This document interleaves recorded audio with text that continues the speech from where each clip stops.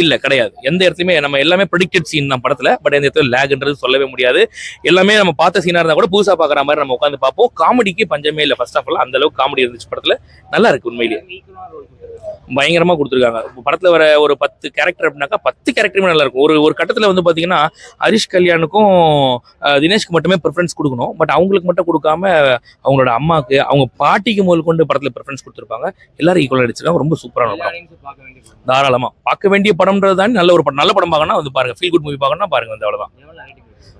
10க்கு 8.5 தருவேன். இது வந்து ரப்பர் பந்து வந்து ப்ளூ ஸ்டாரும் அதே ஒரு பேட்டர்ன்ல தான் வந்திருக்கு. இது ரெண்டுத்துக்கும் ஏதாவது டிஃபரன்ஸ் இருக்கா இல்ல அது ஜானரே கம்ப்ளீட்டா டிஃபரெண்ட். இது ரெண்டு பேருக்குள்ள ஈகோ அதான் காமிக்கிறாங்க. பட் அது வந்து கண்டிப்பா ஒருத்தர் கஷ்டப்பட்டு மேல வரான் அப்படின்ற மாதிரி காமிப்பாங்க.